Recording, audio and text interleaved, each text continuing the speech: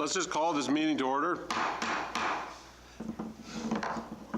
We're starting off on here tonight at the chamber of the City Hall, 5 p.m. Monday, September 25th. We're starting early just as a move forward in how we're doing business here at City Hall. But one of the things that you'll notice that a few of the councillors we're having a bit of a network issue here right now. So we're doing our clerk is passing out a lot of the agendas here to us. So the first thing on the agenda tonight is the approval of the minutes of the regular council meeting held September 11th, 2017. Do you have a motion? I'll move that, Your Worship. I'll second that, Your Worship. Any discussion? Move to question. All in favor? Carried. Any agendas, additions to agendas? Your Worship, I have one item of addition to the agenda. Mark it as 7D, and that's just a resolution for council to set the starting time on a more regular basis.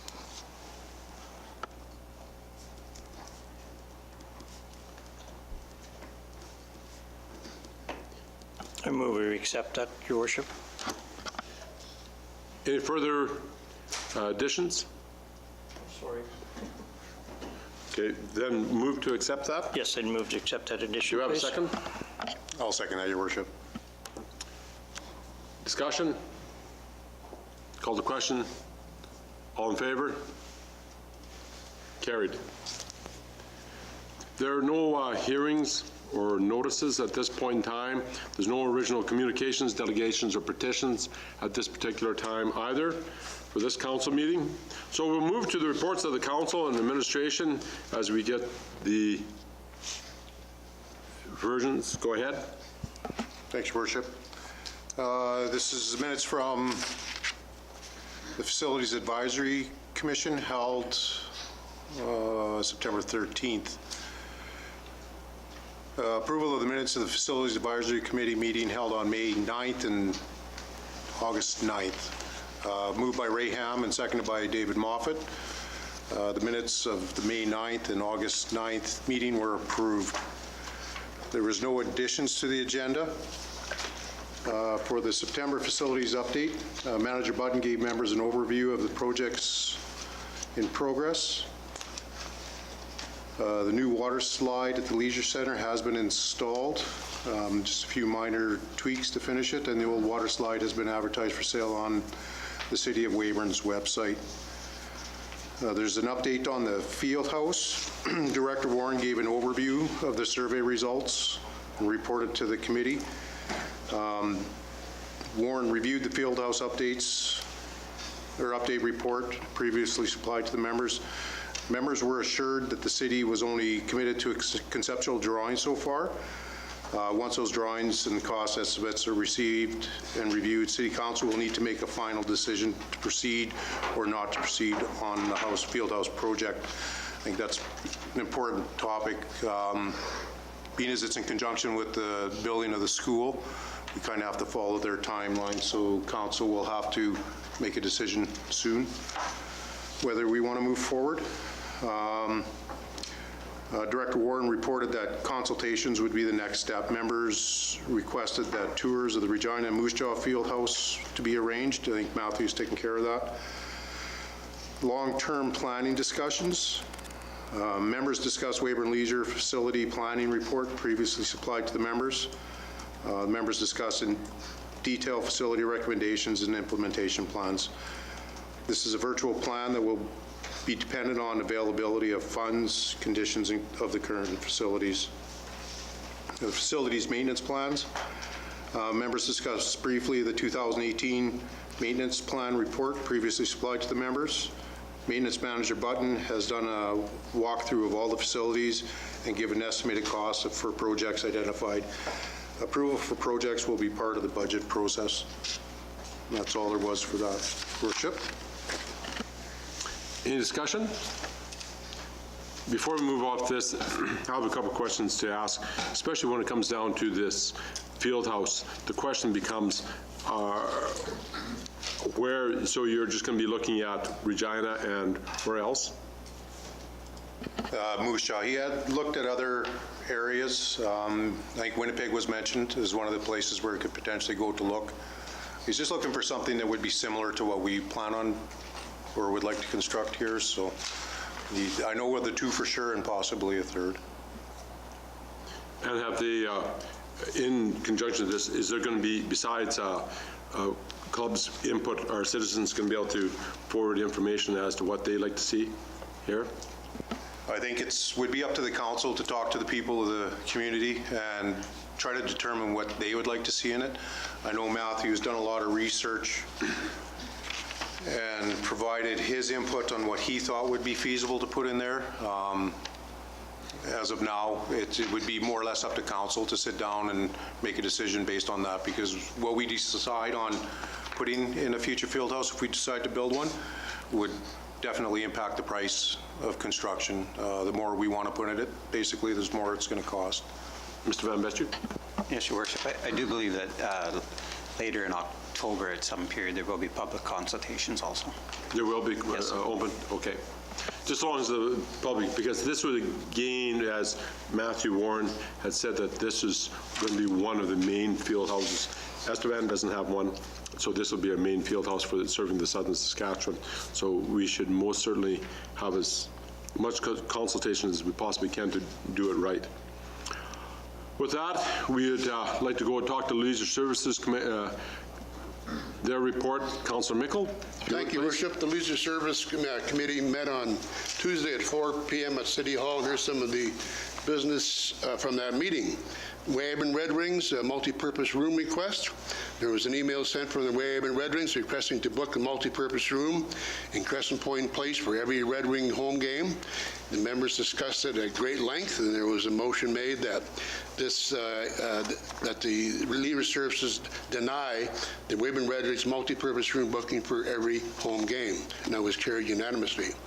On our Crescent Point Place concession, Director Matthew Warren brought forward results of meeting with Myrna McFadden from M&M Concessions. She's trying to sell her business, as everybody's quite aware. She wanted Matthew to know that if she does not find a buyer, she will be completely done in April of 2018. Her current contract runs for a year, so she has asked to renegotiate the contract to run from September 2017 to April 2018 only. Mr. Warren has agreed and will renegotiate the contract, taking into consideration the shorter time length and non-operation of the commercial kitchen. Director Warren also said he will submit to our next meeting plans for the concession area after April 2018. Recreation Management Software Update. Matthew Warren updated members regarding the recreational management software process. To date, 2 programs have been previewed, and 2 more will be previewed later. Matthew had discussions with the finance manager to make sure VATM reporting requirements are met. Proposals will be reviewed and decisions made prior to the budgeting for 2018 implications. Fieldhouse manager update. I won't go into any more detail, Your Worship, as Councillor Wheeler did that to the facility report. Leisure Services report of August 2017. It was noted that the year-to-date numbers are both Signal Hill Arts and Leisure Centers were up from last year, which is very good news. Councillor Sewell report of 2017. No alarms went off. That means it's great. Our next meeting is Tuesday, 4 o'clock, October 17th at City Hall. Questions or discussion? The one question was, what did the Red Wings want to do with that? Your Worship, they wanted to rent the room up above, or the far west corner, I'm sorry, the west side of Crescent Point Place for every Red Wing home game. And our secretary, Wendy, was going to get back to them with a little bit more detail of what they really wanted, for sure, because we don't want to put that out. That's not just for the Red Wings, it's for community events as well. So there has to be more communication on that point. Okay, so it wasn't totally denied. They just Well, it was denied at this point, but more information will be coming. Okay, all right. Good enough. Police Commission report. Councillor Van Bestu. Thank you, Your Worship. A meeting of the Weyburn Police Commission was held on Monday, September 18th.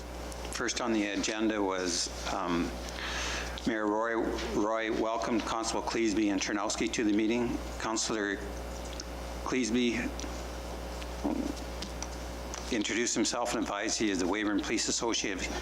It should be Constable Cleesby, sorry. Introduced himself and advised he is the Weyburn Police Association President. Jason Rutten is the Vice President. Riley Dowd is the Secretary, and Ryan Chernowski is currently the Treasurer. The Constable invited police members for a ride-along, as well as to attend any training for the police service. Constable Chernowski advised there will be shooting training on October 8th, weather permitting, invited members to come and watch if they wished. Mayor Roy advised that the police gala will be held September 30th at McKenna Hall, and that is open to the public. Constable Cleesby and Chernowski left the meeting. In the Mayor's report, Chief Pritchard presented the Mayor's report for the month of June, July, and August. In comparison to the same month of 2016, June 2017 crimes against person remained the same. Crimes against property increased by 11, and total calls for service increased by 84. In July, crimes against person decreased by 6. Crimes against property increased by 16, and total calls decreased by 49. In August, crimes against persons decreased by 2, crimes against property increased by 9, and total calls decreased by 62. Chief Pritchard advised sex crimes are up significantly. Board members discussed the proposed cannabis legislation and issues around it. Mayor Roy advised that the board should ask council to implement a public nuisance bylaw to prohibit smoking of any kind in public places. Chief Pritchard advised he is meeting with the city manager on Friday will bring up these items. Chief Pritchard provided a verbal report on current issues and information. The accounts payable report for June, July, and August 2017 was presented and accepted. For the time period between June 23rd and August 31st, 43 new investigations initiated with either the homeowner being issued a maintenance order or being notified of the requirements prior to a maintenance order for being issued in the unsightly premises and untidy. 8 forestry bylaw investigations were identified that resulted in maintenance orders being issued. Overtime report. City Clerk advised at the May 15th Police Commission meeting, the board gave direction they wished to have an overtime report provided after pay period 18, which ended on August 26th. Chief did not have the report available, so City Clerk Richard Richter distributed a payroll report that is provided to the chief every 2 weeks by the HR manager. The chief advised he will do his own reporting for the next meeting. Crime Severity Index for 2016. Chief Pritchard provided a Crime Severity Index report which showed that Weyburn has seen a 16.9% increase compared to 2015, but below the 2014 crime index. The Weyburn Humane Society report. The Weyburn Humane Society report for June, July, and August 2017 was presented.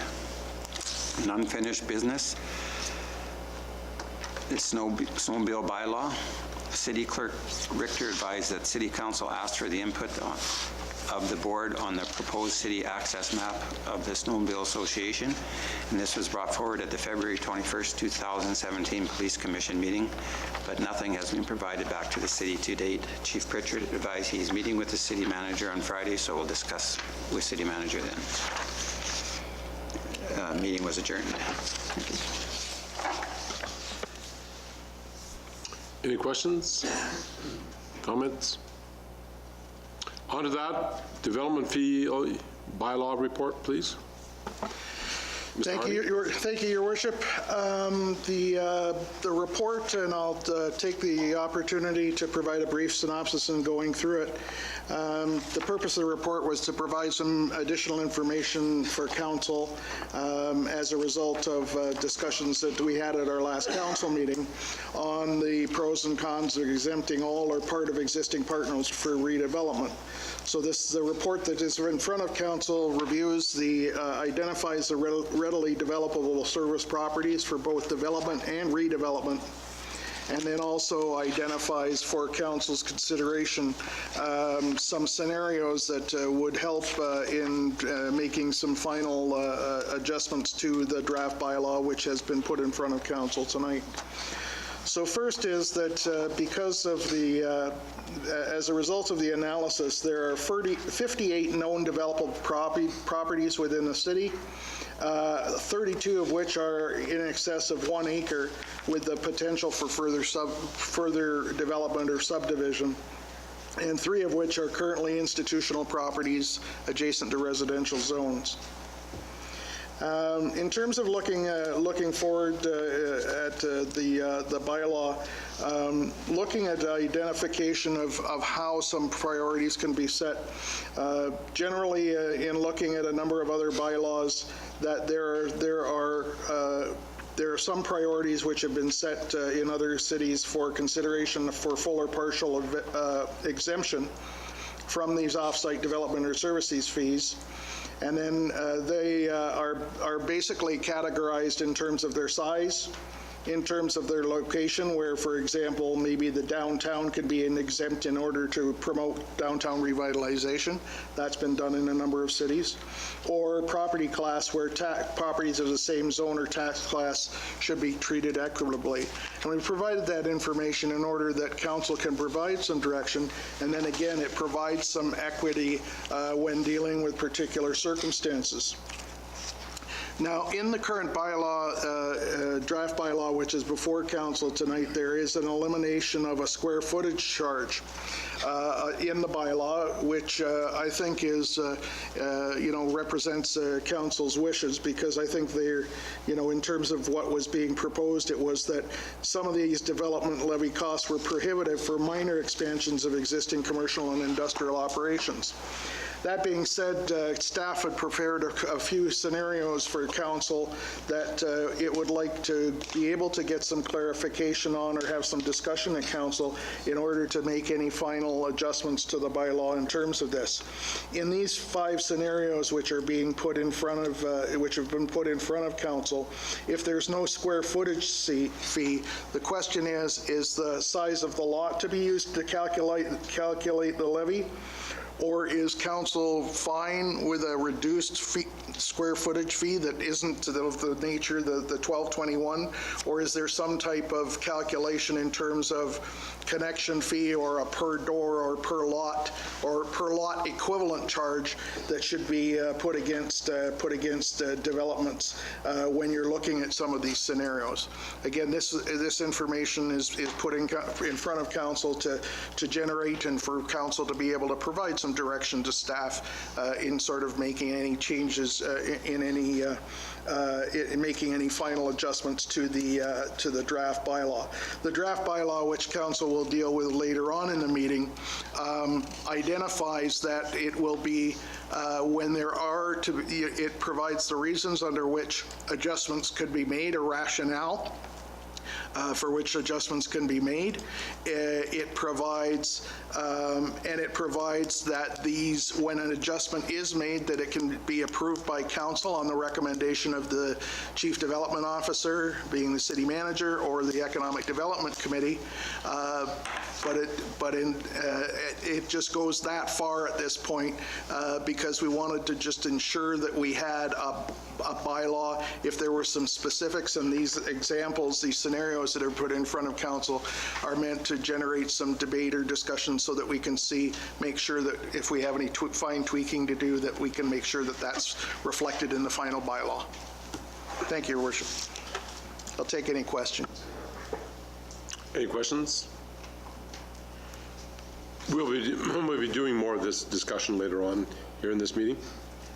Your Worship, I would suggest that we're not in the position to debate. I would actually probably suggest that it be better that discussion occur now. You know what I mean in the introduction of the bylaws? In the introduction of bylaw, that's only allows for the bylaw to be introduced. It's not to be debated. It's not until it goes to second reading that there's a debate. So what I would be asking by putting this report in front of council is to get some feedback from council now before we take the bylaw to second reading. Okay, so with that being said, we'll start off with you, Mr. Bailey. Thank you. You can refresh my memory, or council can refresh my memory, but I think what we had when there was a multiple family dwelling going on, it was so much a door. You take down 2 houses, you put up a multi-place, and I believe it was $7,000 for infrastructure. Yeah, so is that still in place? I don't know the number exactly. Yeah. That's not in, I don't believe that's in the current bylaw, Councillor. However, it's something that the acting city engineer and myself are looking at. Okay. To be able to identify a table based on what the type of development is, as to what the door equivalents are, in terms of being able to do that. If that's the direction that council wants to go, then that's great. In terms of, I'd like that direction from council today, because then we can make those adjustments to the bylaw, and that can be the tweaking that we do, because it really takes into consideration the actual additional servicing that's there, and not necessarily the off-site pieces. I think there were some other scenarios in that discussion and about water sizes, sewer sizes, Right. et cetera, to protect that infrastructure and costs. And I would still be in favor of those ideas to be brought back, and anything else that we can do. Your 5 scenarios here, I look at them and I'm going, okay, this probably never happened, but never's a long time. And so I think we do appreciate the 5 scenarios and having to cover a vast area of things that are unforeseen. And so I think the direction to discuss these should be taken. Thanks, Your Worship. To the city manager, thank you very much for this report. This is a very nice, robust report, which I think really helps us to make some decision-making and some thoughts going forward. I would like to echo what Councillor Bailey was just saying. I like the idea of looking at this stuff, particularly with residential, as a door. If you take down a door and you put up a door, nothing changes. If you take down 1 door and you put up 17 doors, there might be a change. Okay. My first question, though, to you, City Manager, is of the 32 properties that are in excess of an acre. I don't know that you'll have this answer, so you may have to go back and look for it. Of those 32 parcels that are greater than an acre, how many of them are currently serviced by the city of Weyburn, like have a connection? Because to me, that's an impact. If the property is not serviced, then that's a different story altogether, right? And also there was a few institutional properties. I expect those are serviced, yes, but we don't know maybe. So I'm just wondering if there's almost another, and I don't mean to throw more work at you because I realize this is a lot of digging to do, but almost another column that needs to be on that chart is the property currently serviced? And I think probably a lot of sites over an acre might not be serviced, so they would fall to the other charge. Right. Right? Yes, yes. Your Worship, would they not fall into the development fee then? Yeah, that's exactly right. Yeah, yeah.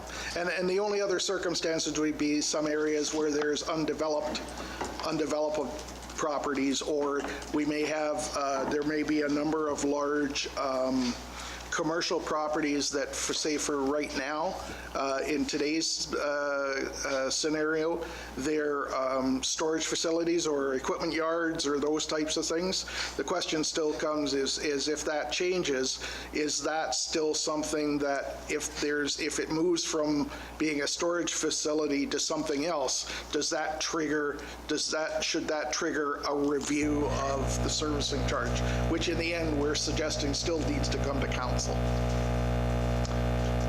So just for points of clarification, there are 2 things that we're talking about. We're talking about brand new, undeveloped land, and so there's going to be a levy against that, on which we are proposing a lowering of the fee to adjust into the population growth, because at the point in time when that was set, the fee was set, it was looked at as a 6% population growth, which was way, through the research gone on by this council, was way far too high.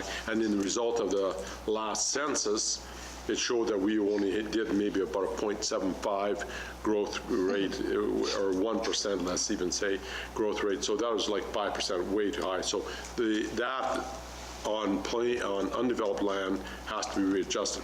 Now, the thing that we are discussing here right now was on existing properties that within the city, but the problem becomes that when you say existing, that you, Mr. Chess, may have your business right there, and you're going to add a building onto it. Well, now that's just an addition to a building, as opposed to property that's sitting there, you're going to tear something down, 2 houses down, and now you're going to make a big condo on those 2 properties. Now you've got a total different scenario that we have to look at, and we have to adjust what that is going to be, right? So that was kind of just to catch people up to what we're doing here. So with that, any more questions? Mr. Van Betju? Thank you, Your Worship. I guess I'm confused. I know at last council meeting we debated, and the discussion was that infill property in the city, whether it was occupied or vacant, was going to be exempt from the development levy. Is that still the direction we're headed, or I'm not quite following it, sorry. Mr. Richards? Yeah, thank you, Your Worship. I appreciate what you're saying, Councillor Van Betju. I think the intent that we were, at least I'll only speak for me, my intent was that largely if the use of the land is unchanged materially, that it would be exempt from that. I'm not speaking, like, again, 32 of these 1 acre parcels that aren't serviced probably would be charged the development levy, the new development levy we're hopefully established soon. What we're talking about, or at least what I was referring to with the 1221 per square foot, is all of these sort of things, right? If you take a lot that you've owned and you're going to put something on there that matches up to the service that it currently has, there would be no development levy. That $12.21 wouldn't be applicable to that. If you're going to add on to a shop, that $12.21 wouldn't be applicable to that. If you were going to knock down a house and put up a 6-unit apartment building, I don't know that physically you could do that on a lot, but if you were going to do that, well, that would be different, because that would change materially the amount of service being taken to and from that property. I hope I've answered your question. I think so. Just so, what about a empty service lot that's in the downtown or in the city boundaries, like an old lot that is serviced, but there is no building any longer on that lot? Well, this would be my opinion. If it is adequately serviced by what's there, why would we charge a gain? My argument would be that the services, these are off-site service levies, fees. These are not service fees for the property. These are off-site service fees. So whether that property has been serviced before or not, those off-site service fees have never been paid. Yeah, so I struggle with, I'm sorry, Your Worship, what I struggle with is putting a time frame around that, because basically what we're saying is if someone took a building and tore it down and built a brand new exact version of it, we wouldn't charge them. But if it sat empty for 8 years and then they built something very similar, we would charge them for that. And I can't reconcile that personally. Also, the type of thing that we have to remember that when what is the purpose of these levies? And maybe Mr. Hardy can discuss this more and where these came from. I was going to bring this up at the end of it, but as our SUMA executive Laurent is leaving, he wrote in the one article of the magazine that you had here that it's important to notice and understand that 20 years ago, we got 80% of our money for infrastructure coming out of the federal government, the provincial government, and we only had to pony up 20% as a city. Now, they have backed out, the federal government's backed out, although we've been very fortunate to get money here this last little while, but the provincial government has backed out, the federal government, and we're up to almost 40%, paying 40%, and they're cutting back to 50 to 60%, and maybe even his thoughts are that we're going to be even go lower than that. So now that's why we have to have these development levies. That's where these levies started coming from.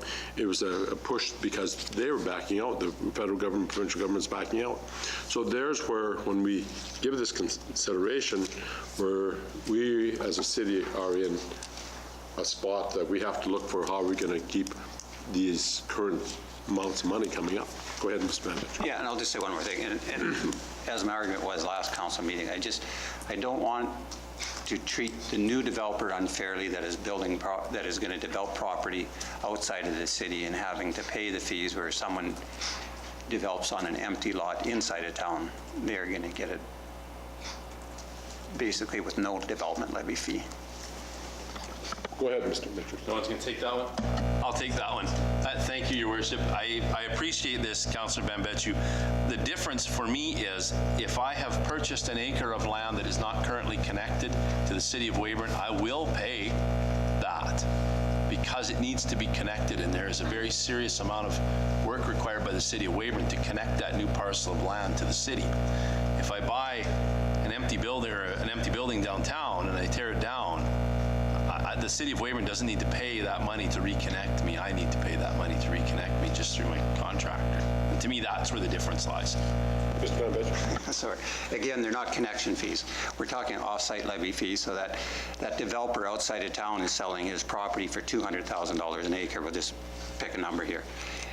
And more than likely, that person who owns that property, if he's going to sell it, he's going to sell it for $200,000 an acre also, but not pay any development levy fee.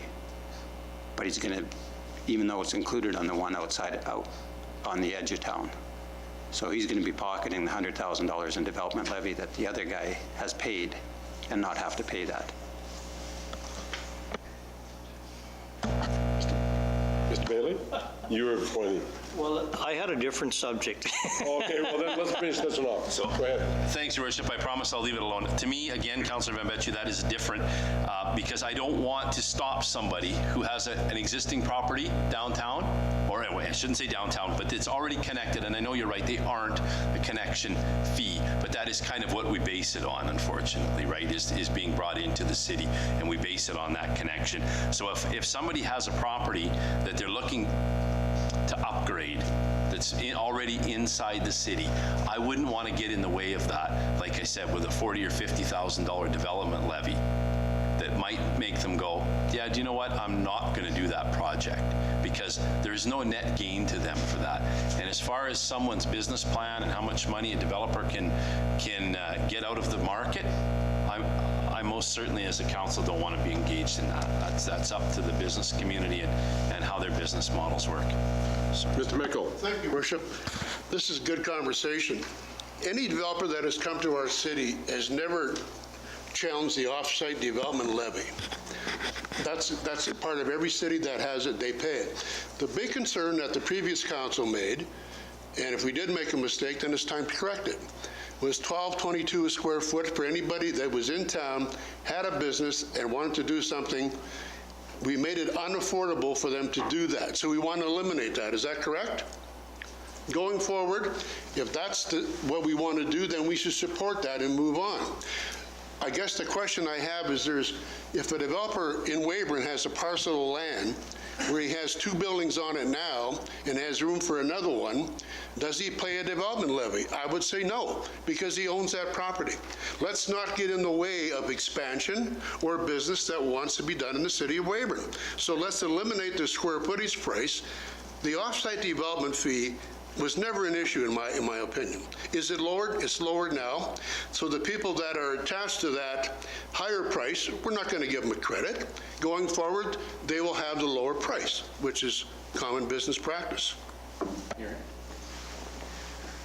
Mr. Van Bissing. Sorry, just to respond to Councillor Micker, the $12.22 a square foot pricing was just a figure that was used to say that you could, if you had a maximum of 7,000 square foot building, then you had maxed out on the size and you wouldn't be charged anymore. Just, I'm not sure the numbers are exact that way. So that's where that number came from. Whether it's $84,000 an acre or $12.22 a square foot, I think it's just that $12 kind of got stuck in everybody's mind. My feeling is then you should lower that price from 84 to 62 then, but make it fair for everybody, so everybody's paying that fee.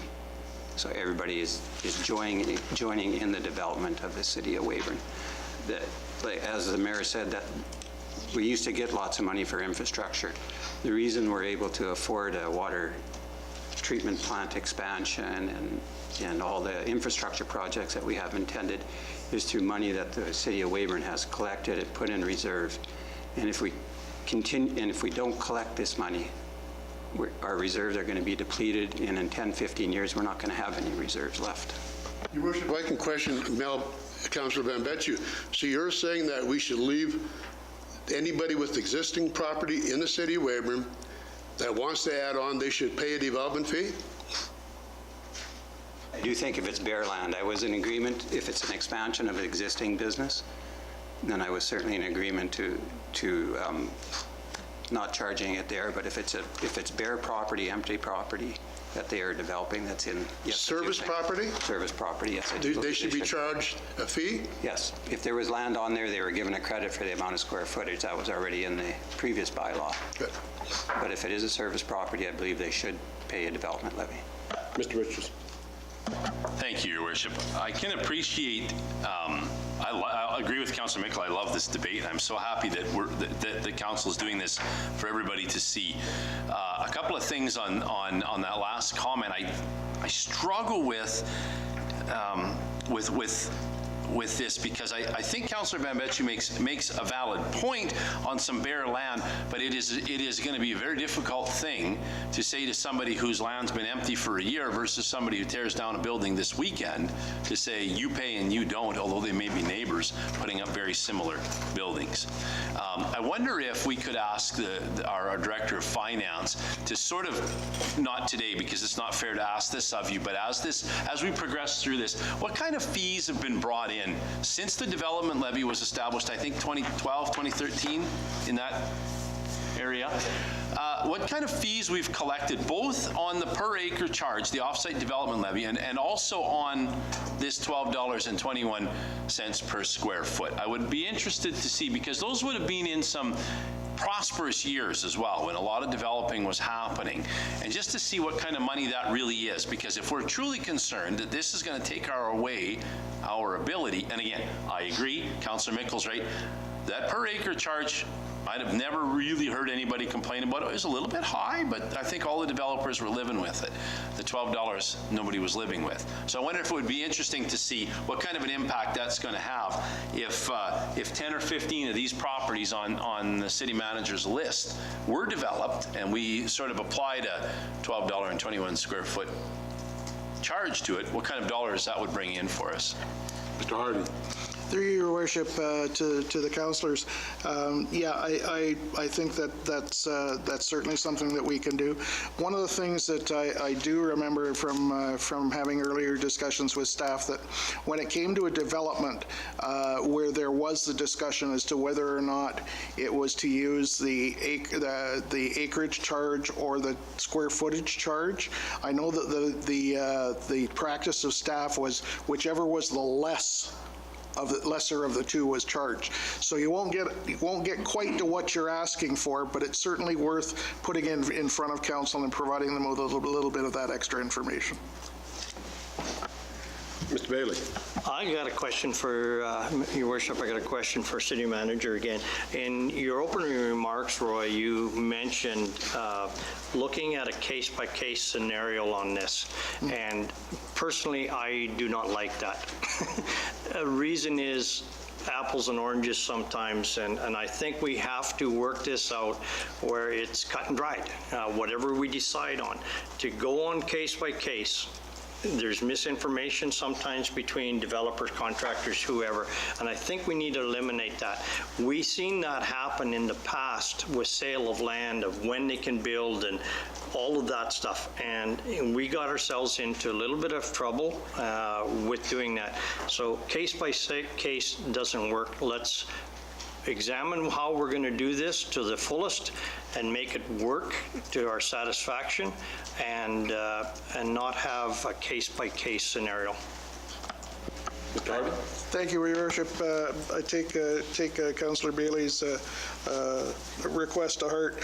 But I do understand, and so in just sort of where we are so far in terms of the discussion, I've heard some things which have provided a little bit of clarity in terms of the positions of some of the council members, and I just wanted to restate those, and if I'm correct, just to have that confirmed.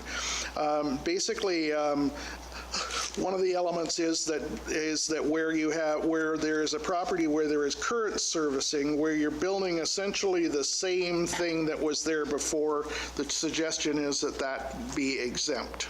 Am I correct in that, Councillor Richards? Yes.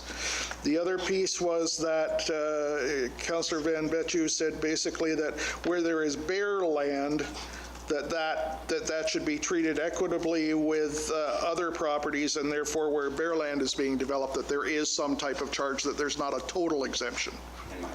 In your opinion, right? And then basically, Councillor Mickle's issue was just not getting in the way of expansion of existing businesses is one of the principles that is being looked at.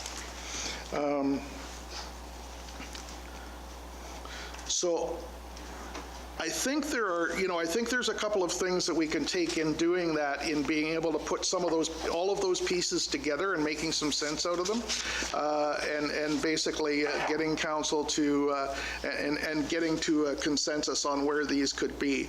And certainly what I would, what I would suggest is that we could take a look at some of these elements and taking into consideration what Councillor Bailey has said, ensuring that, we try to define as best we can those circumstances under which an exemption can apply and where they can't, and where they're not to apply, or whether a partial exemption is to apply. And maybe we can work a bit more with that.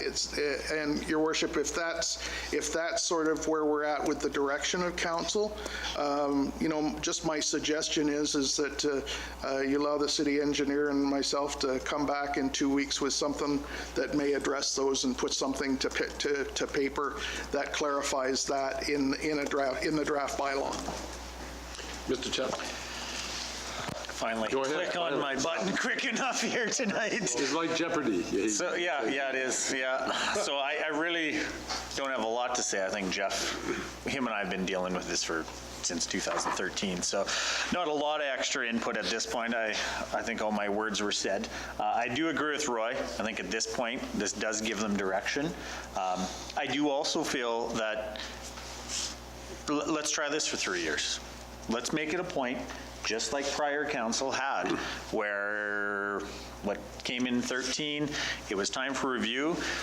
We should just put it on our onus as councillors. Let's not leave it for the next group. Let's make sure we actually review this in 2020, see if we were doing this right. Maybe we'll get it wrong. That can happen. Maybe we'll find out in 2 years we got it wrong. It can happen. But let's try what we've been pushing for, and let's see. Let's see if there's expansion.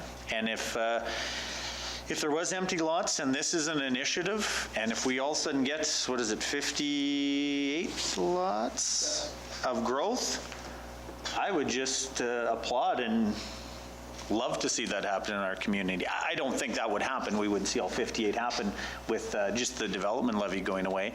But at this point, it would just be great to see some action on that, and in some ways calling on it. If this was a deterrent in the past, let's find out if this was a deterrent for business and for growth. Mr. Wheeler? Thank you, Your Worship. This is very interesting. I'm glad I was here tonight. What do you mean again? I like all the comments that are made here, and I find myself getting more and more confused about the issue. In my opinion, the development levy should be levied on something that's going to add burden to the existing infrastructure. I really struggle with blanketing everything. There are times when you can't avoid a case by case. With the existing lots in town, there's a substantial difference on the burden if you put up a 6,000 square foot warehouse with one washroom facility versus a car wash. You can't charge a person, or I wouldn't think you would want to charge a person who's building a 6,000 square foot storage building with one washroom $73,000 as a development levy, when basically there is no burden. Whereas a car wash, yes, they're using thousands of cubic meters of water a day, definitely not a burden. So as City Manager Hardy says, I think you can't avoid having some of the one-offs. It's pretty tough to blanket everything, because as we grow, there's going to be different businesses that want to approach us and develop here. As Councillor Van Betcher says, though, there are concerns. Like if a service lot sits there empty, depending on what goes there, I think should depend on how you'd handle the development levy. If it's a single-family dwelling or a small business going up with next to no burden, I think you have to evaluate those on a one-off. But I think we're going in the right direction. I think everybody in this room realized that we may have dragged this along a little bit too long, but at least we're moving forward, and hopefully before year's end, we'll have something in place and we can move forward on this. Thank you very much. Any other comments? One quick comment, and that's nothing to do with the levy. I am so impressed with this being an open council instead of behind closed doors to discuss for the city and citizens of this community know what we're doing. And I commend our changes in bringing stuff like this to open council. Thank you. The other one that I just want in kind of to add to the end of this whole discussion about the levy, what I agree with what you said, Mr. Chessel, that I think not to review this when next council comes in, but to review this in the latter, like the middle of our last year of council, to say, did we set this right?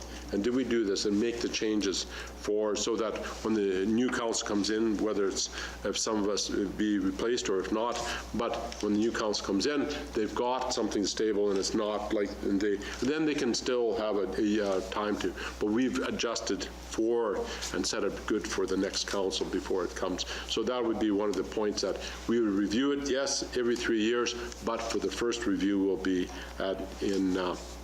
within 2 years from now, or 2.5 years from now. Agreed? Very good. Any other discussion here from this?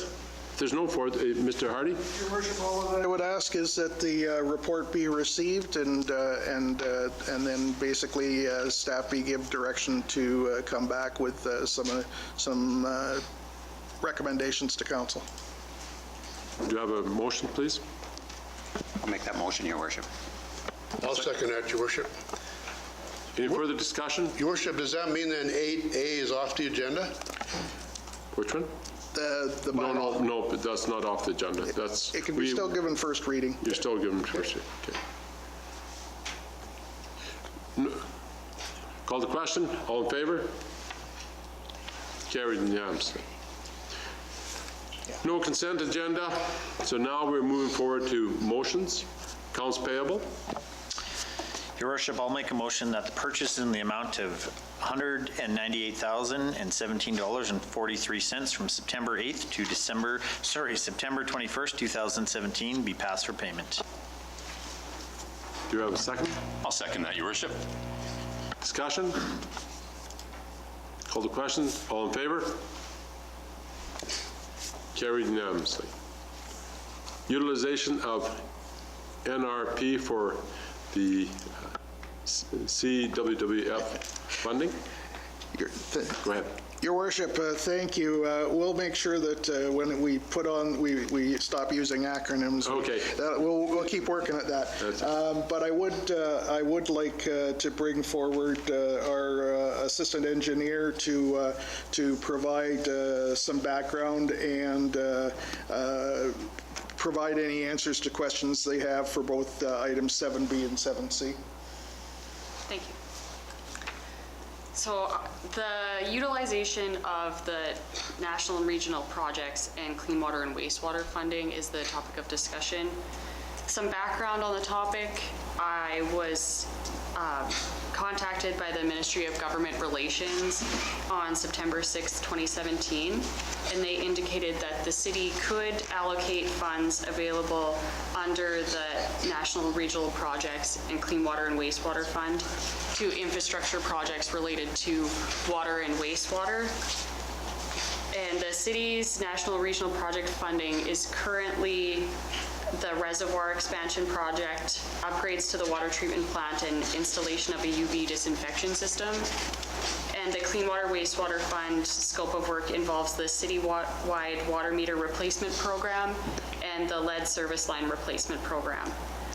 At this time, we currently have $2.1 million available to fund potentially new projects under each of these funds, so a total of $4.1 million. And the ministry has proposed that the city identify projects to utilize this remaining funding. So under the National Regional Projects Fund, it's a longer term fund, so we have up to 5 years to spend the remaining funding. And this fund is 66.6% from the federal and provincial government and 33.3% from the city. And under the Clean Water and Wastewater Fund, the timeline is much shorter. The money under this fund has to be spent by March 31st, 2018. And under this fund, 75% is provincial and federal government funded and 25% is city funded. So I've presented this report to the Ministry of Government Relations, and they've provided me some feedback on the report. I was initially under the impression that all projects could be related to water, wastewater, or storm sewer, and that is not the case, as our project scope at this time is water related. All additional projects added to the funding would also have to be related to water. So anything with water treatment plant or distribution would be a project that could be allocated under both the National and Regional Projects Fund and the Clean Water and Wastewater Fund. So as we go along, I can indicate which projects have already been denied as they do not qualify for the funding. So the first project on the list is the First Avenue Northwest Reservoir and Pump Station upgrades. And this project was identified in 2016 as the Water Security Agency required the city to complete an assessment of the pump station. And at this time, it was identified that the condition of the pump station could justify repair. And it has come to our attention recently that the pump station is not operating in a reliable manner, and it is difficult to repair the pump station as the piping is quite brittle, so replacing any pumps could be exceedingly difficult. So this is a project that has already been started. MPE Engineering has done a design for the upgrades to the reservoir and pump station, and they have a tender package complete, and it would be quite simple to proceed with this project. And the First Avenue Reservoir is quite important to our infrastructure. It's utilized for storage and distribution and chlorine boosting, and it adds to our total capacity of 20 million liters once the new reservoir has been completed. So this project could be completed under the National Regional Projects or the Clean Water and Wastewater Fund. I'm proposing that it be completed under the National and Regional Projects Fund due to the timeline. The project has a significant scope, and we would need an entire winter to complete the work. And it's estimated to cost a total cost of $1 million, and that would be $333,000 city contribution. The next item, are there any questions about the First Avenue Reservoir upgrades? That one was approved? This one is, yes, it could be funded under National and Regional Projects or Clean Water and Wastewater Fund. Okay. It was approved. The next item is the water treatment plant filtration system upgrades. This item was also approved, And I should say it was tentatively approved. If it was submitted for a scope change, it would likely pass. And this item would require upgrades to the valves on the filtration system at the water treatment plant. And it would also entail electrical system upgrades and SCADA system. So this would allow the water treatment plant filtration system to be automated and allow for more control over your water quality and reduced wastewater, as well as reduced manpower requirements. And these upgrades could be added to the existing scope of work at the water treatment plant. The next item is the lagoon aerator design and installation, and this project is not eligible as it is a wastewater project. And the next one is the water treatment plant security. This project could proceed. The fence installation at the water treatment plant would be estimated at $40,000.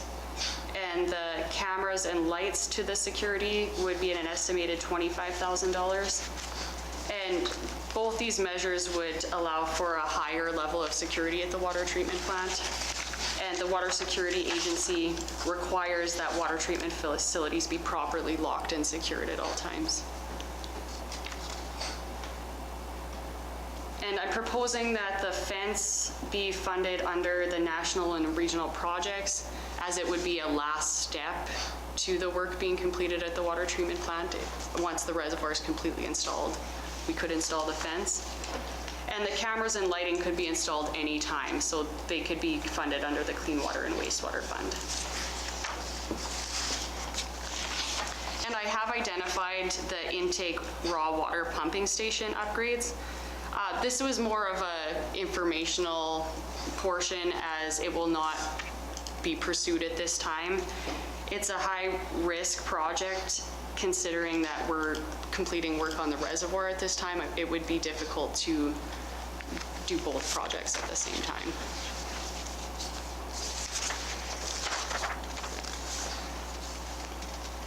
And I've made some comments about the water meter and lead line replacement program contingency. I hadn't mentioned anything about the contingency previously.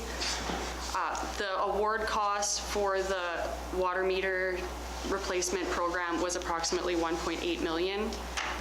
And the lead water line replacement program, the award price was approximately $1 million. And there will be additional costs related to both programs, and I wanted to bring those to your attention. And quite a few of those costs will be incidentals from having a journeyman plumber on site for water meter replacements, or if any valves or curb boxes needed repair as they were turning water on and off for lead line replacements or water meter replacements. Those would be repaired at that time. So you will be seeing some of those costs come through in the future. And the next project on the list is the water standpipe upgrades.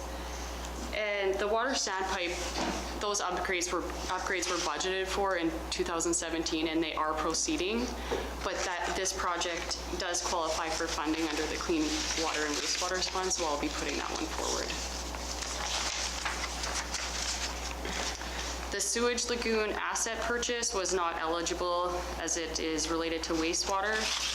The storm sewer culvert repair and replacements was not eligible, as it was storm water.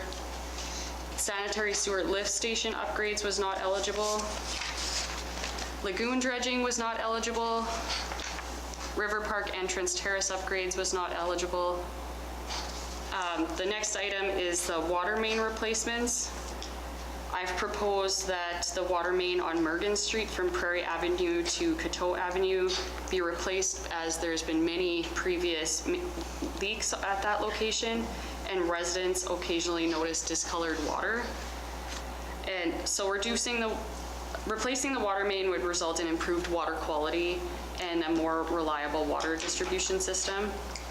I've also put forward a couple additional locations now that quite a few of those items have been taken off the list as they are uneligible. I would like to put forward for consideration replacing the water, sewer, and storm system on 3rd Street Northeast. This would be in anticipation for a potential future downtown revitalization. If the city were to proceed with the downtown revitalization, the infrastructure would already be replaced. The next location is Government Road, and Sean Abram previously brought this location forward. And at this location, the road surface is in very poor condition, as there's been several replacements to the water and sewer services.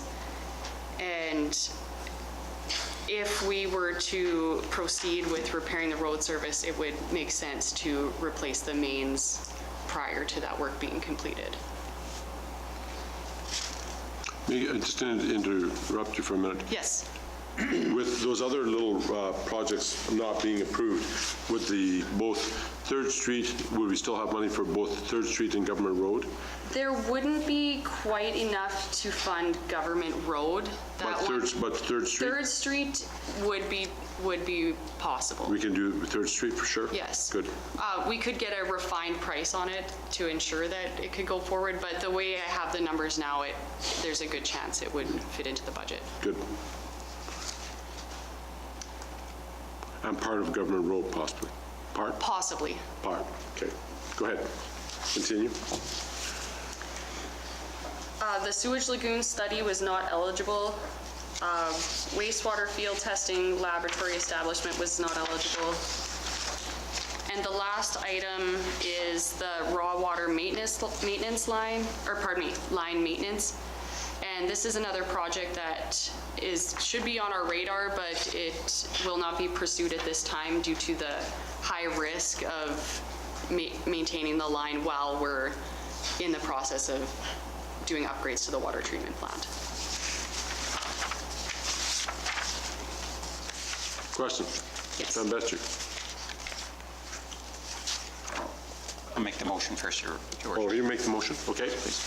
Okay, make the motion, go ahead. I'll make a motion, Your Worship, that the recommendation of the engineering assistant be accepted as follows, that the city request a scope change to the NRP fund to include First Avenue Northwest Reservoir and Pump Station upgrades, main and service replacements, and water main replacements on Morgan Street from Prairie Avenue to Cotto Avenue, water, sewer, and storm service replacements on 3rd Street Northeast, water treatment plant fence, and further that the city requests a scope change to the CWWF to include standpipe upgrades, water treatment plant filtration system upgrades, water treatment plant security camera and lighting upgrades.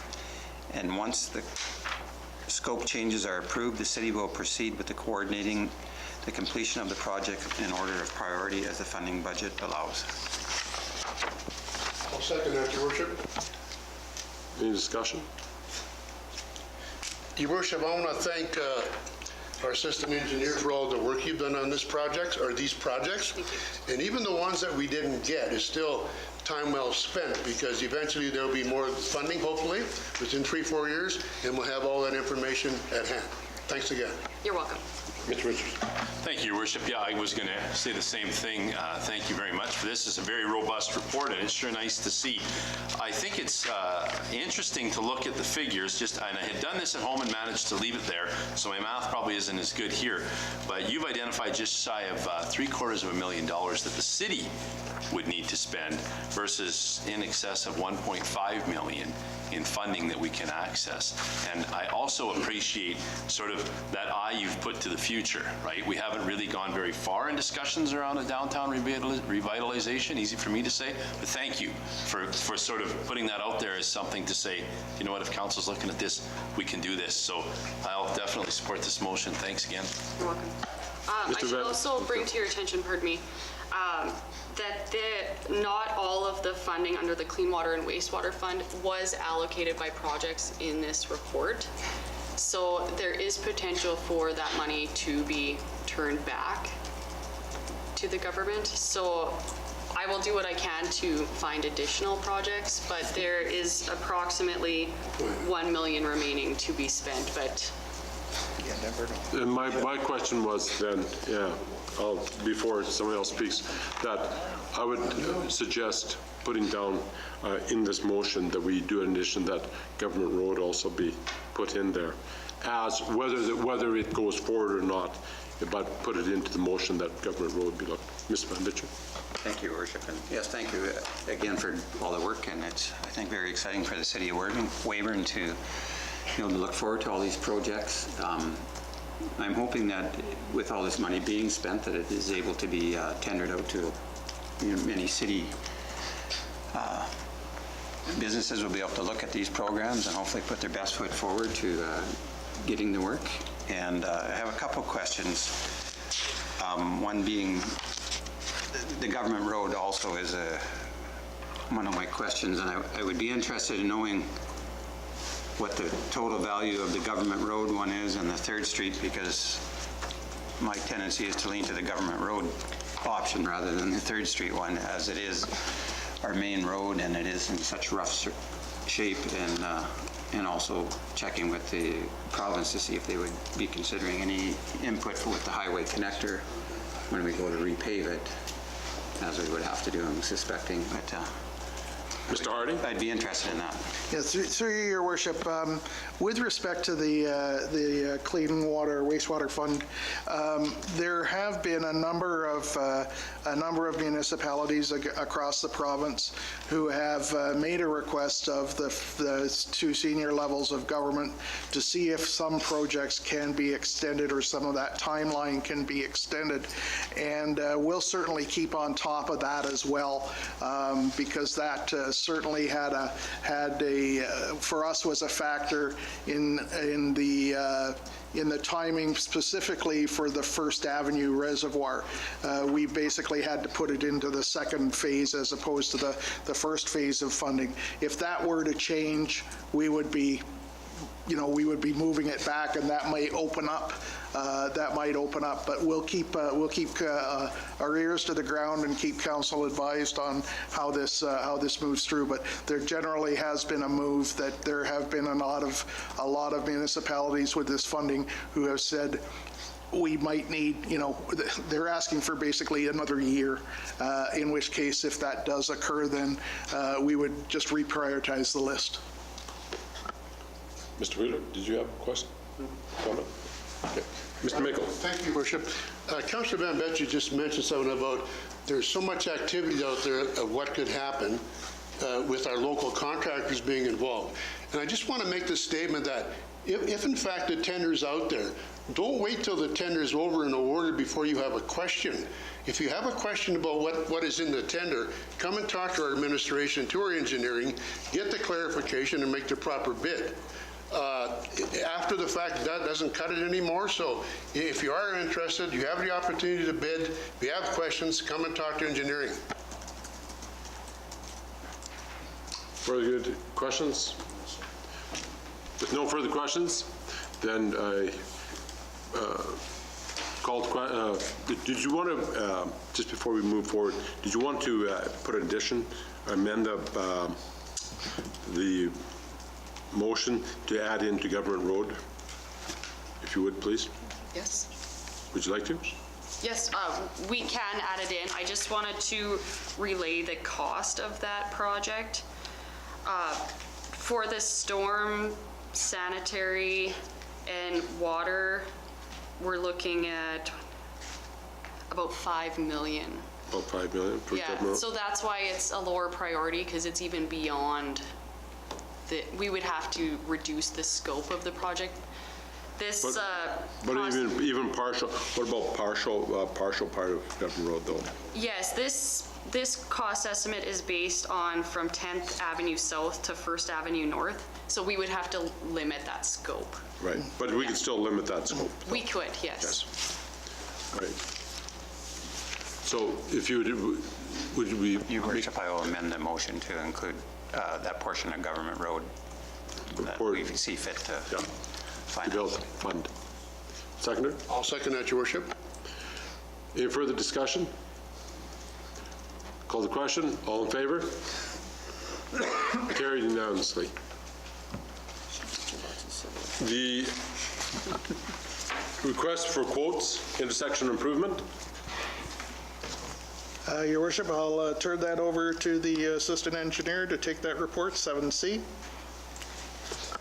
In August 2017, a review of intersections requiring improvement was completed by city staff, and these intersections included Sims Avenue and Moore Street, Railway Avenue and 3rd Street Northeast, and Souris Avenue and Government Road.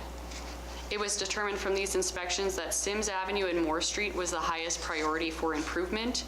Improvements warranted were replacement of barrier curb and gutter and milling and recapping of the asphalt surface.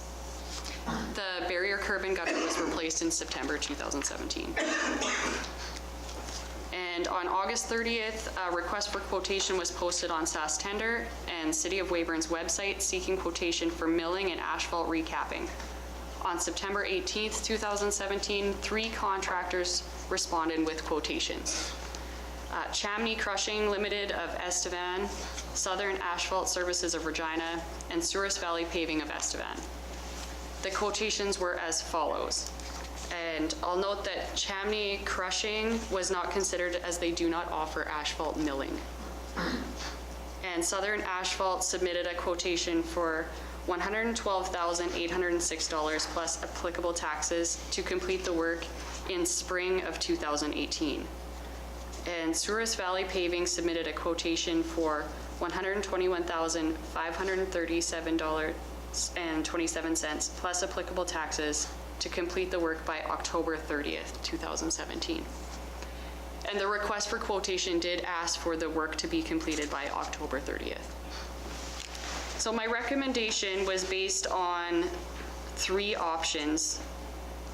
The first option being that we reject the quotations received and retender the work in February 2018 for the work to be completed in the 2018 construction season.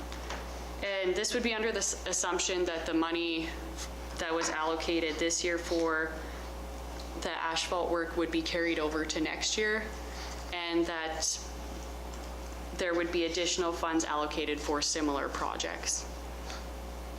And the second option would be to accept Southern Asphalt's quotation to complete the work in spring 2018.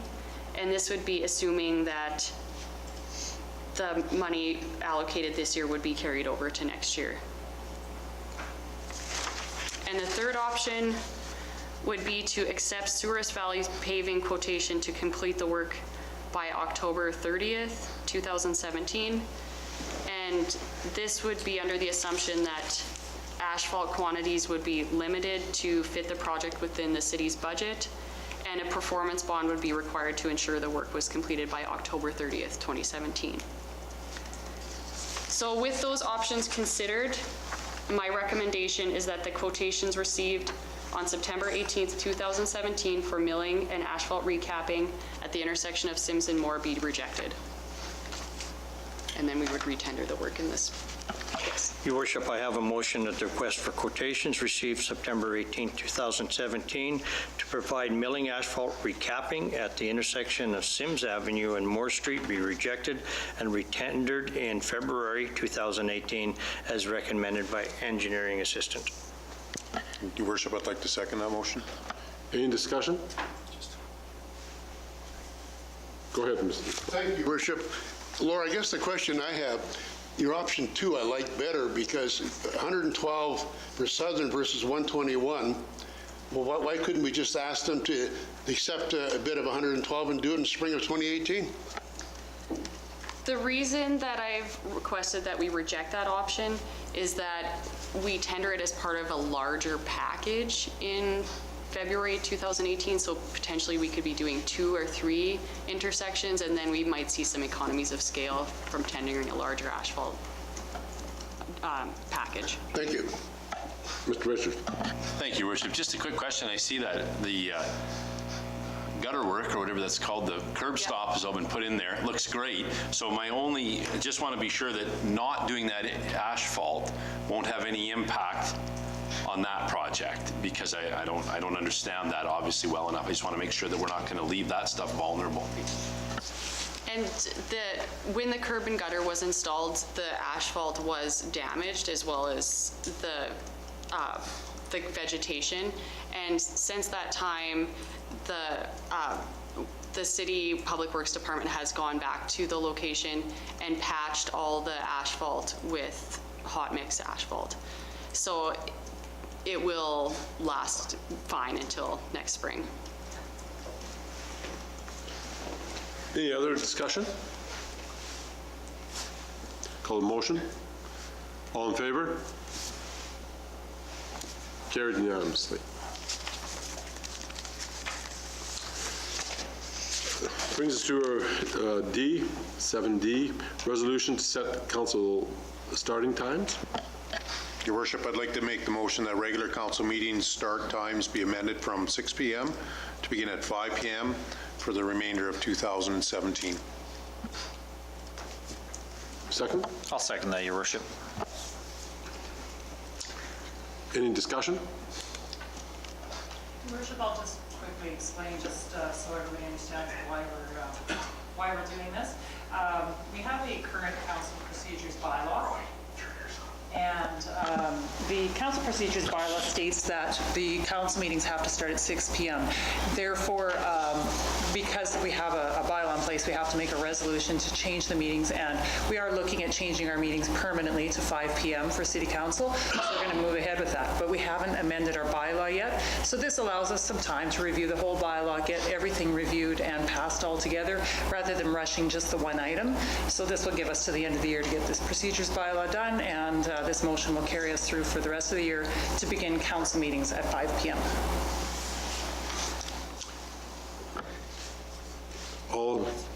No further discussion? Call the question. All in favor? Carried unanimously.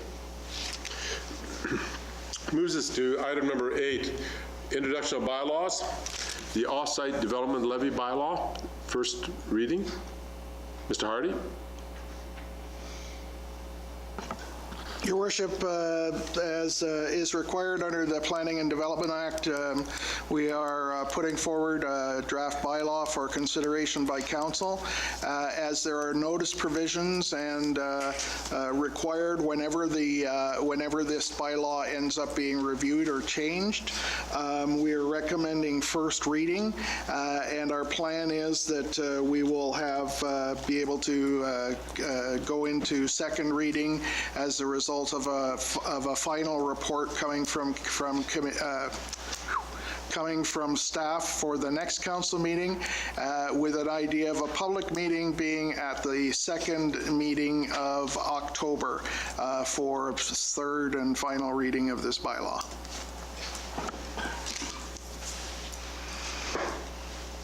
Any other questions? Discussion? Mr. Richards? No? Okay. Thought you had your hand on the button ready to, okay. All right, so if there's no further questions, do we have to, we just, first reading? Go ahead. Please move, someone move the motion for first reading. I'll make that motion, Your Worship. I'll second that motion, your worship. No discussion at that point. Call the question. All in favor? Carried unanimously. Old business. We're talking about the external audit services, RFP. Mr. Hardy? Your worship, report is in front of council.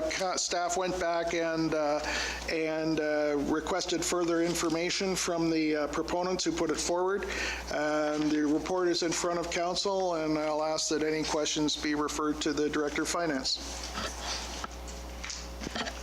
Your worship, I'd like to make the motion that the proposal received from Cogen Chartered Professional Accountants, LLP, to provide external audit services for the City of Weyburn for a 5-year term for the years 2017 through 2021 in the amount of $34,150 be accepted. Seconder? I will second that motion, your worship. Discussion? Questions? Mr. Richards. Thanks, Your Worship. Just one question to the Finance Department. I've been through this once before in my life. Switching from Auditor A to Auditor B can be a great amount of consternation, and I just wanted to be sure that you were comfortable with that as well. Well, as I guess because the price came in quite a bit lower, it's kind of the option we have to take. It would be nice to stick with what we have just for convenience, but it's always good to get a new set of eyes too. This, we also have the one part in there that the one person will be excluded from the auditing. Yeah, through your worship, we will ensure that the representatives of the company have no conflicts of interest with city business. If there's no further questions, call the question. All in favor? Carried unanimously. New business. Tree removal request.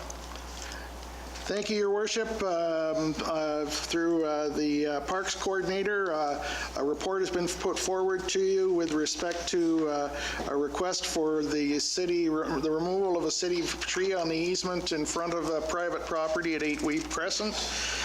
The policy is appended to that report. The options that were looked at included the removal at no cost to the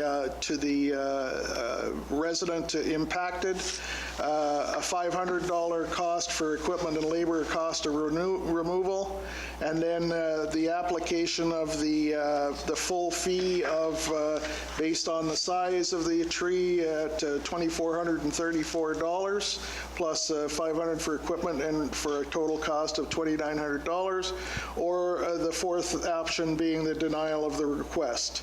The recommendations coming forward from the Parks Coordinator, which I am recommending, which is option 2, which approves the removal of that tree at a $500 cost to the resident for the equipment and labor cost removal. Thanks, Your Worship. I'd be happy to make a motion that the request of the homeowner, Myrna Sanderson of number 8 Weep Crescent for the removal of the city-owned Schubert chokecherry tree be approved, and further that the homeowner pay a fee of $500 to the city to cover the cost of equipment and labor for the removal of the tree. Seconder? Your Worship, I'll second that. Questions or discussion? Bailey? Thank you, Your Worship. I won't be supporting that motion. I don't think the city, it's our tree. It's on her property to charge her for it. I don't think that is a fair way of doing it. $500, I had the same situation at my place this summer, or this spring, I should say, and it didn't take $500 to dig the old one up or cut it down and replace it with a new one. I replaced it myself, but that being that was my decision to make going through the Works Department, and they were okay with that. But to charge this lady $500 for our tree to go dead and to take it out, I won't support the motion. What, I guess the question is, why is this tree being removed in the first place? Through your worship, it's being removed at the request of the resident. The reasons that the resident stated were those reasons which relate to the fact that that particular species of tree is subject to rot and disease. And while there's evidence of that occurring, so that basically is how it came forward, was that individual requested the removal of the tree for those purposes, and I think the $500 fee as opposed to the $2,900 replacement fee, which is the city policy generally, was to recognize that tree does require consideration for removal, and that full fee. It's not a healthy tree to be replaced, and therefore it shouldn't be subject to the full fee. Thank you, Worship. I'm struggling with this one, too. In fact, I'm going to use Weeb Crescent as an example. I drove over there a couple times. There's all those trees eventually in the next 5 years or less will have to be replaced. They're all over the place. These people don't have watered them. They've probably been there for 20 years plus. And to charge them $500, I won't support the motion as well. And if we take out a tree, hopefully we will plant another tree back. It doesn't say that, but I think we have to do that. Those trees have had their life almost. They're very messy. They're hanging all over the place. People were cutting them limbs off today and that were hanging over the street already. So I'm not supporting the motion. I don't think the taxpayer, the homeowner, should be paying $500 when they've looked after that tree for at least 25 years. Mr. Richard. Thanks, Your Worship. Gentlemen, if it would make the motion pass, I would certainly entertain a friendly amendment to remove the $500. That would be considered a friendly amendment. It wouldn't? The proposal would have to be defeated. Okay. Now, the homeowner did offer to pay to have the tree removed. I suppose we should just make sure everybody knows that. Mr. Van Bistru. Your Worship, thank you. My only concern is that I would like to maybe hear from the Parks Department to hear the exact health of this tree. Again, my concern is that are we going to have many other property owners in the city who are even coming up with an excuse as to why they would like the tree in front of their house removed? And if it's being done at no cost, then there's no stopping them from making that request. When there's a cost involved, I think they do look at it a little more seriously. Mr. Richards. I think in the report, some staff were over and did validate that not only does the tree look like it might be nearing the end of its life cycle, but in fact it's also putting what do they call them, shoots or suckers up everywhere. So I think, you know, that the staff has validated that this tree is probably ready for removal. Your Worship, if I can make a comment, I mean, this could maybe set the alarm up. However, we have a qualified Parks Department that checks these out. And if it doesn't need removal, I'm sure they wouldn't be removed. I guess that brings to the question that Mr. Hardy, if we could table this motion until we get clearer picture as to what is our replacement policy on trees. As we had, it was talked about that it was brought to my attention on that there's places, other parts of the city where some trees are dying, Sass Drive going into the new Nicor area over there, and pardon me, where else? Yeah, over there, and there's trees that have died. Is that our responsibility or not? But I mean, there are places where these are walking paths and people want the trees replaced. So before we call to defeating it, maybe what we should do is we should just simply table this motion until next meeting to let Mr. Hardy get more detail, more information as to what really our replacement policy is on trees. Mr. Wheeler. Your Worship, in the report, it does state that these trees are problematic, and they have actually begun a replacement program to replace the trees that have died off, and they'll replace them with a different species. Mr. Van Bistru. I'll agree with you, Your Worship. I would like to see maybe this motion defeated, I think, and then we table it and then have a report come back as to what kind of situation we created and what's going to be solution going forward, so that we know whether there are other trees that are going to have to be replaced, and so that we're not dealing with this over and over and over again. Your Worship, because I would agree to that extent. Is this a common thing, being the new guy in council? Does this generally come up at council? But I mean, we should have a clear set. What is the standard process? Is it usually at the full price of $29.34, or, you know, I guess it'd be nice to have a clear path, you know, or does the person, as Winston said, could she hire someone for $200 for removal of the tree? Just, it'd be good to have an exact, you know, what are the options here, so. And where does our responsibility as city trees, should not the city be replacing the trees? Mr. Hardy. Through you, Your Worship, I do happen to have the 2004 policy in front of me, and it appears that this primarily deals with any individual wanting to get rid of a tree because of its age, but not necessarily has it died and, obviously become a liability. And so the concept of the compensation appears to be more of if there was a healthy tree wanted to be getting rid of, that there'd be a larger fee attached. It basically indicates here that all tree removal requests shall be considered only after all other alternatives to removal have been pursued, which would involve probably the maintenance thing. As we have in this situation, the report indicating that there's a 5-year rotation in terms of going around and taking care of these trees that require regular maintenance. Some areas do require pruning more often, and so this is one area where they have been pruning annually. So there has been a lot of activity which has been taken of this. And I think and as I said, I think at the end of the day, the staff recommendation is based on the fact that, if we have to get a city crew to remove the tree, that the $500 cost is an estimate of what those costs are, and that the individual has indicated that they were willing to pay a nominal fee for that removal. I guess my only question is, there was an indication from one of the people here that those trees are near, was it you, Mr. Mickle, that said on that Weeb Crescent that they're near the end? They're all bad, Your Worship.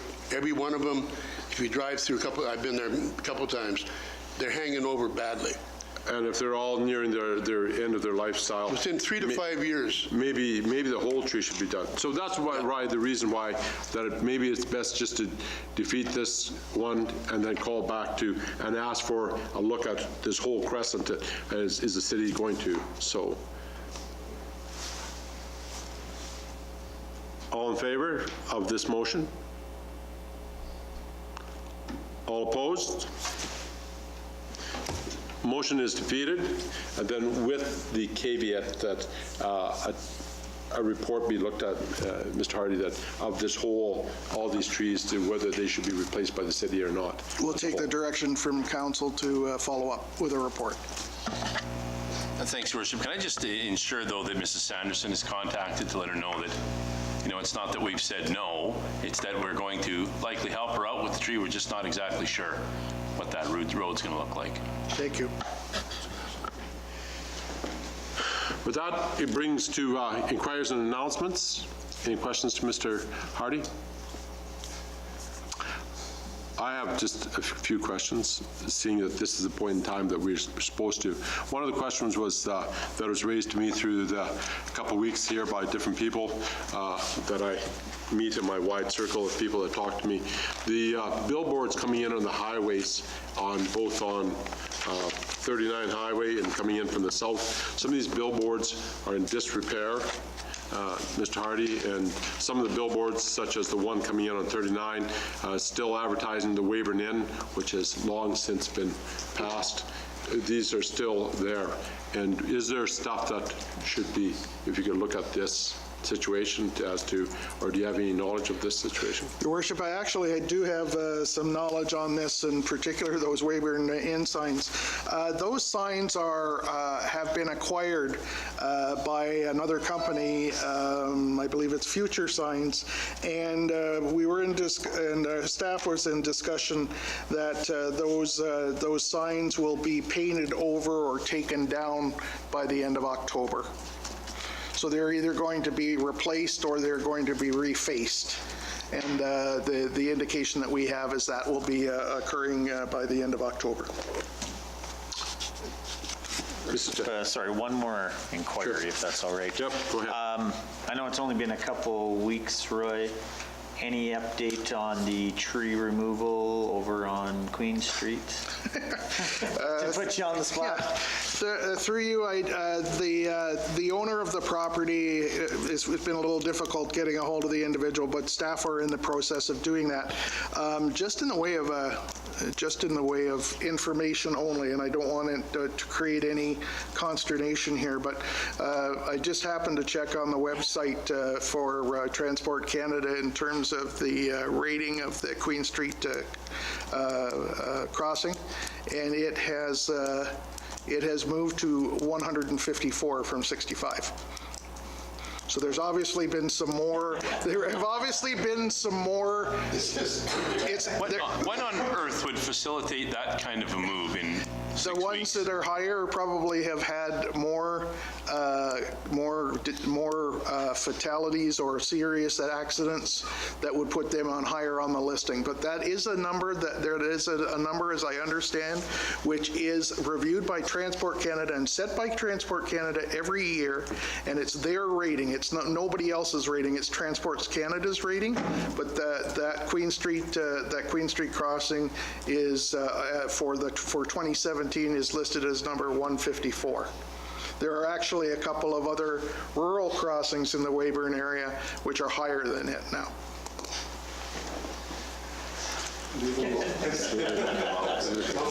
And as total rentals is the one out of Midale that Yes. is in control Yeah.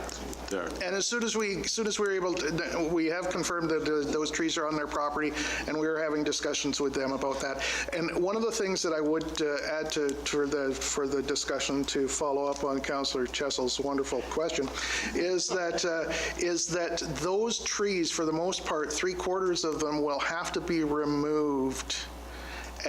to meet the requirements in 2021 for that crossing. So for the most part, those trees need to come down anyway for sightlines. The couple other questions that I have is how much farmland do we actually, as a city, own here anymore? Your Worship, I haven't been able to identify how much we've owned, but I know much we own now? I know that we actually have seeded every year 1,920 acres. Quick calculation, about 3 sections, roughly, of land around. The other question that is that tonight at City Council in Regina, they are talking about their bi-weekly garbage pickup, seeing that the recycling is doing so well. And I noticed that in myself and also other people have talked about it as I kind of quiz them about the recycling, that my garbage is down to only a few bags, a couple bags in 1 week. The recycling is lots of stuff into the recycling. So is this something we should be looking at more sooner than later, bi-weekly garbage pickup, 8 months of the year, not during the summer months, but during 8 months of the year? Is that something that you foresee that we should do sooner than later?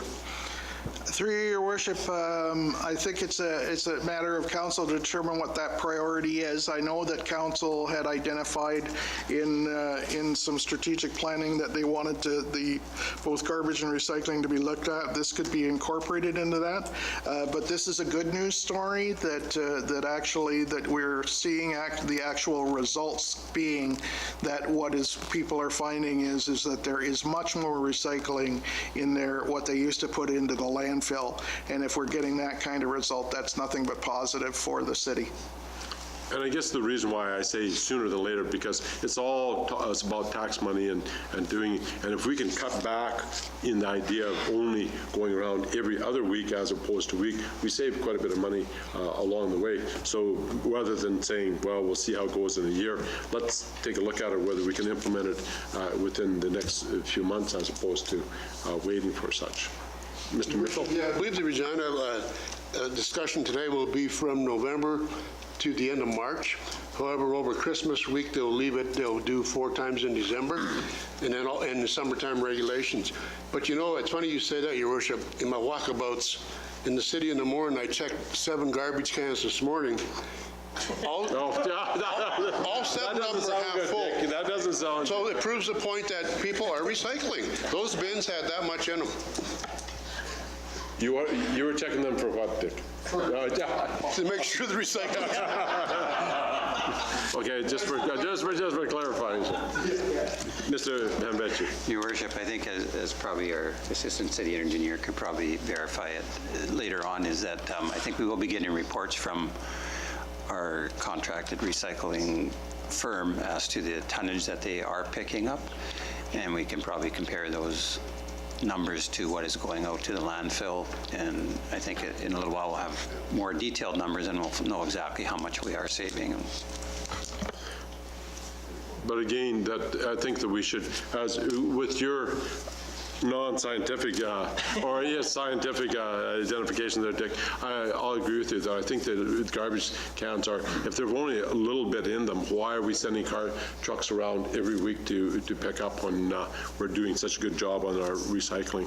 So that's something that I'll let the engineering coordinate with Mr. Hardy to see what you can set as a priority and push forward onto this. Any other questions here at this point in time? There's there's announcements, just a reminder to the city councilmen and also to the citizens that this weekend, Saturday, is the Weyburn City Police's 60th anniversary. They're doing a gala this Saturday. There's still tickets available. Next Saturday is the Taste of Fall by the Weyburn Ag Society. And November 4th, we got dueling pianos by the Oil and Women's Group, I believe, is going on at the Legion. Lots of good cultural stuff going on. We had a good cultural activities this last weekend. The football lights, the minor football was most certainly happy with what the city has done by giving them a loan towards, and it was a loan towards to get the lights up, and the kids had a wonderful time out there. It was heavily attended, all the minor football, and so it was a project very well done, and it showed again it coming together. Thank Mr. Richards for his emceeing out there, but it was well done, and the minor football did a very good job of lighting it and bringing us forward as making our city that much better. So this was a very good weekend, and there's lots of stuff coming up here in the next few weeks also. Any other announcements, gentlemen? Gentlemen? If there's no other announcements, then at this point in time, I call this meeting adjourned.